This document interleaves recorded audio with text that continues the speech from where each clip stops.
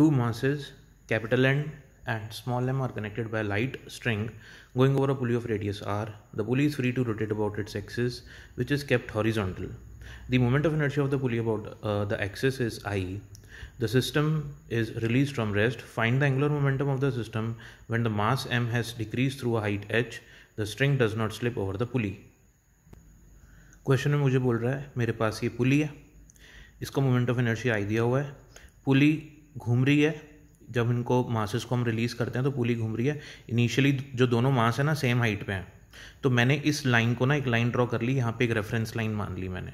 जब भी हमको ऐसे क्वेश्चन सॉल्व करने हैं ना जिसमें हमारा मास ऊपर या नीचे जा रहा है, कुछ हाइट नीचे जा रहा है, कुछ हाइट ऊपर जा रहा है, ये बात आप माइंड में फिक्स कर लो बिल्कुल कि एनर्जी कंजर्वेशन तो लगेगा ही लगेगा वहाँ पे.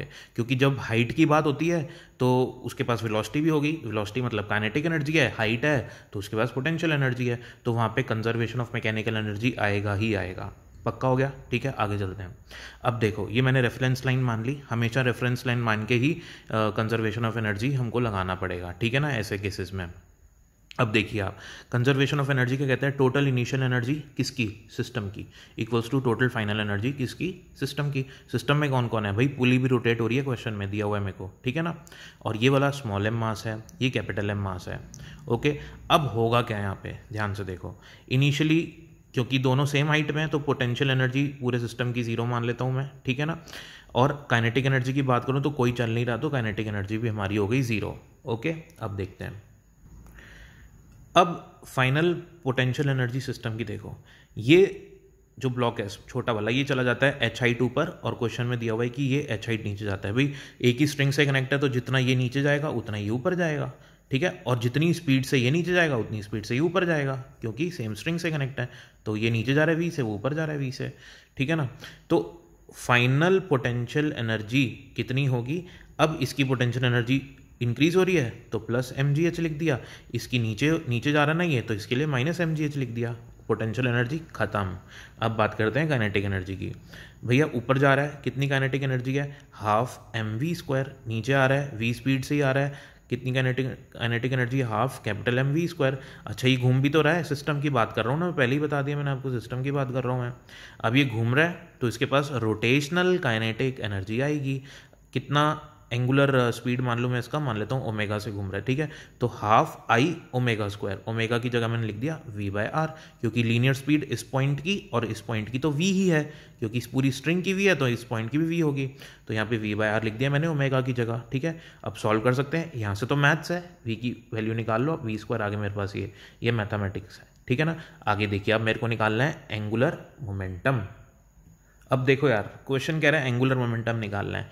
दिमाग में फिक्स कर लो, एंगुलर मोमेंटम जो होता है ना वेक्टर क्वांटिटी है, ठीक है. तो एंगुलर मोमेंटम हमेशा किसी पॉइंट के अबाउट निकाला जाता है. यहाँ पे एंगुलर मोमेंटम निकाल रहे हैं हम इस रेफरेंस पॉइंट के अबाउट, ओके अबाउट, ठीक है. अब चल कौन कौन रहा है भैया? इसके पास लीनियर स्पीड है, तो कोई भी मास जिसके पास लीनियर स्पीड है उसके एंगुलर मोमेंटम का फॉर्मूला होता है उसका मास मल्टीप्लाई उसकी लीनियर वेलोसिटी, और मल्टीप्लाई वो परपेंडिकुलर डिस्टेंस जो उसके वेलोसिटी वेक्टर से परपेंडिकुलर है, ठीक है ना, अबाउट द पॉइंट जिसके अबाउट हमको एंगुलर मोमेंटम निकालना है. तो एंगुलर मोमेंटम मुझे निकालना है इस पॉइंट के अबाउट, तो इस पॉइंट से परपेंडिकुलर लाइन ड्रॉ कर दो आप, ठीक है ना. कहाँ पे? इसके वेलोसिटी वेक्टर पे. तो इसका वेलोसिटी वेक्टर का डायरेक्शन ये है, तो m इसका मास हो गया, v इसकी वेलोसिटी हो गई, और r ये रेडियस हो गई, तो एम वी आर हो गया इसका एंगुलर मोमेंटम. सिमिलरली इसका भी एंगुलर मोमेंटम, m मास है इसका, v वेलोसिटी है, सेम वेलोसिटी है, और जो डिस्टेंस है वेलोसिटी वेक्टर से वो अगेन r है, ठीक है ना, परपेंडिकुलर डिस्टेंस. तो इसका एंगुलर मोमेंटम हो जाएगा capital m v into r. अब बात करते हैं इसके एंगुलर मोमेंटम की. देखिए ये तो रोटेशनल मोशन में है, तो इसका जो भी बॉडी रोटेशनल मोशन में होती है उसका एंगुलर मोमेंटम का फॉर्मूला हम कैसे लिखते हैं? उसको हम लिखेंगे आई ओमेगा, ठीक है ना. तो टोटल एंगुलर मोमेंटम निकाल रहे हैं हम स्मॉल एम मास का, कैपिटल एम मास का और पुली का, ठीक है. एम वी आर और यहाँ पे हो गया आई ओमेगा, तो ओमेगा मेरे पास वी बाय आर है. अब यहाँ से कॉमन निकाल लेते हैं हम लोग. यहाँ पे वी और वी कॉमन आ गया मेरे पास, जो बच रही चीज़ है वो अंदर आ गई ब्रैकेट के. v की वैल्यू मैंने पीछे फर्स्ट इक्वेशन में निकाल ली है, यहाँ पे पुट कर लेंगे, इसको सॉल्व कर लेंगे। यहाँ तक तो मैथ्स ही है सारी, कैलकुलेशन पूरा मैथ्स का पार्ट है। आपके पास ये एंगुलर मोमेंटम आ जाएगा। कंसेप्ट देखो कितने अच्छे से समझ में आ गया। एक सब्सक्राइब ज़रूर बनता है, लाइक भी ज़रूर बनता है। Thank you.